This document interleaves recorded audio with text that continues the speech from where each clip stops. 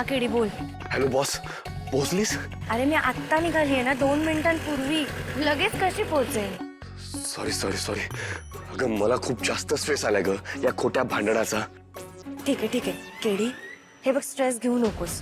उगा स्ट्रेस मध्ये ना वेडवाकडं काहीतरी बोलशील तिकडे. बरं मला सांग, तिकडे सगळं ठीक आहे ना? ठीक आहे, म्हणजे कौशिकीताईंना थोडी काळजी वाटतीये, पण मला एक कळत नाहीये, ह्यांच्या डोक्यात अचानक आपलं विधिवत लग्न लावून देण्याचा विचार कुठून आला? असाच नाही आलाय तो, कोणीतरी पेरलाय तो सगळ्यांच्या मनात. हे ना मिस्टर खांडेकरांच्या डोक्यातलं खूळ आहे. असंही ते असं काही ना काही करतच असतात माझ्या मनात जागा निर्माण करायला. त्यांना असं वाटतं की माझं मोठं लग्न लावून दिलं की मी त्यांना एक्सेप्ट करणार म्हणून. माहित नाही, पण केदार हा विचार लवकरात लवकर त्यांच्या डोक्यातनं काढायला लागेल. आपण एक काम करू, हे भांडण थोडे दिवस असंच चालू राहू दे, म्हणजे थोडंसं वातावरण तिकडचं निवळेल आणि मग काही दिवसांनी हे सगळेच विसरून जाते. ठीक आहे? म्हणजे तोपर्यंत तू तुझ्या घरी राहणार आहेस बॉस? दुसरा काही ऑप्शनच नाहीये ना केदार. हे बघ मला माहिती आहे तुझ्यासाठी हे सगळं खूप अवघड आहे, कारण एकीकडे आपलं काम आणि प्लस तिकडे त्या सगळ्या माणसांना सांभाळणं तुझ्यासाठी अवघड जाणार आहे, मला कल्पना आहे. पण आपल्याकडे खरंच दुसरा मार्ग नाही, कारण आत्ता आपण मिशन गृहप्रवेशच्या अशा टप्प्यावर होत ना. एकतर आपल्याला किशोरचंद्र राऊतांबद्दल कळालेलं, गुलाब आणि या स्कॅमशी रिलेटेड असलेल्या सगळ्या माणसांना आपल्याला जेलपर्यंत पोचवायचं आहे. ठीक आहे, तोपर्यंत खिंड तुलाच लढवावी लागेल. आता कामाचं टेन्शन नाहीये ग मला, ते मी करतो हँडल. ही लोक किती विचित्र आहेत तुला माहितीये ना. ह्यांच्या डोक्यात कधी काय येईल काहीच सांगता येत नाही. तुझी फॅमिली आहे ना, घेशील तू सांभाळून, माहिती आहे मला. Boss Kedar, all the best.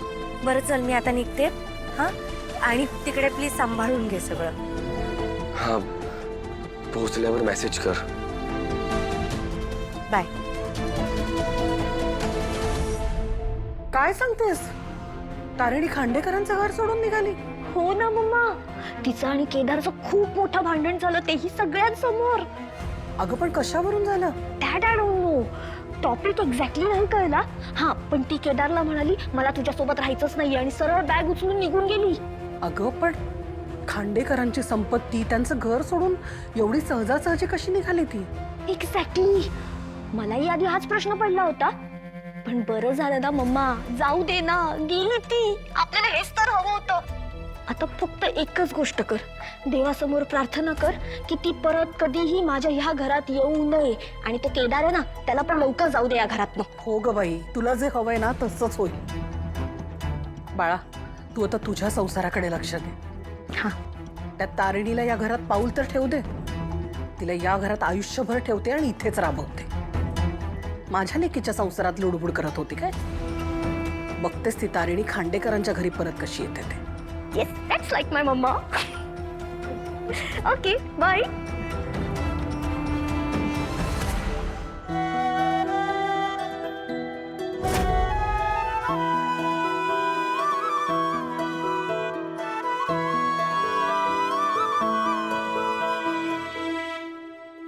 अहो अहो, तिकडे काय करताय? इथे या जरा. सासूबाई, अहो बाहेर या. मालती, काव्या, बाहेर या सगळ्यांनी. रेखा, हे असं घर डोक्यावर घेण्यासारखं काय झालंय? निशीनं फोन करून तारणीची खोटी तक्रार केली का तुझ्याकडे? अहो तक्रार नाही, घर सजवायला सांगितलंय उलट तिने. औक्षणाचं ताट तयार करायला हवं, हो ना सासूबाई? हा नाही अगं मालती, पायघड्या घालायला घे.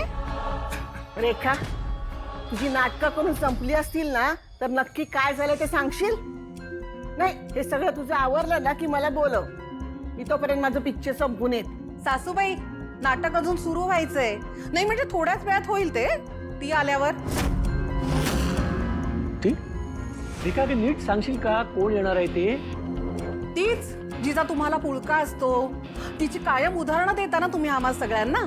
तुमची लाडकी लेक, खांडेकरांची मोठी सून.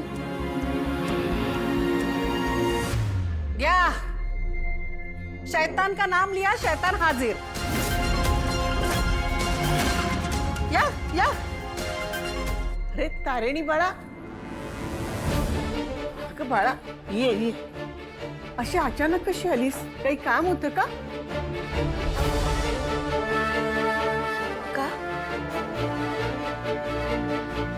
हे घर माझं नाहीये का सुमी?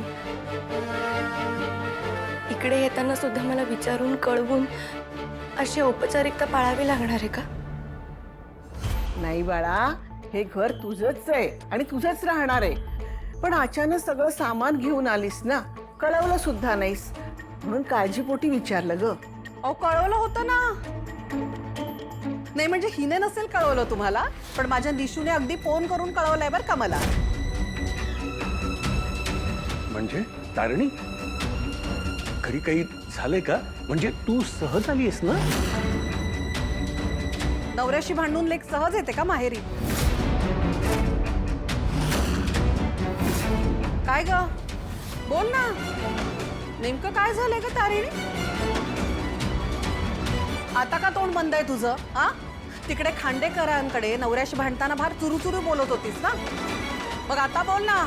आता सांग सगळ्यांना, सांग ना, खांडेकरांचं घर सोडून आलीस तिथे.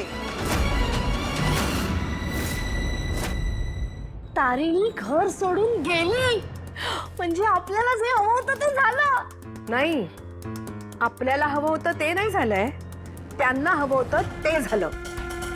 म्हणजे पद्मिनी मम्मा, विधिवत लग्न न करण्यासाठी कारण हवं होतं तिला, एक असं कारण ज्याच्यामुळे तिच्यावर कुणीच संशय घेणार नाही.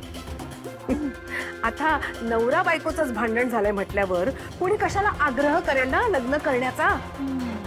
चांगलीच पळवाट शोधून काढली त्यांनी. करेक्ट. काकू, आपल्या एक्सपेक्टेशन्स पेक्षा खूप जास्त स्मार्ट निघालेत ते दोघे. त्यांना आपला प्लॅन नसेल ना कळला? नाही, मला नाही वाटत की त्यांना आपला प्लॅन कळला असेल, पण त्यांनी पळवाट काढली आहे, दॅट इज व्हेरी शुअर. हां, पण अजून किती दिवस असे राहतील ना? कधी ना कधी त्यांना या सगळ्या प्रश्नांची उत्तर तर द्यावीच लागणार आहेत, नाहीतर लग्न तरी करावं लागेल. लेट्स सी काय करतायत. रेखा, काय सांगतेस काय? खरंच तारिणी, तू खांडेकरांचं घर सोडून इथे आलीस? थांबा, आल्या तिच्या प्रश्नांचा भडीमार करू नका.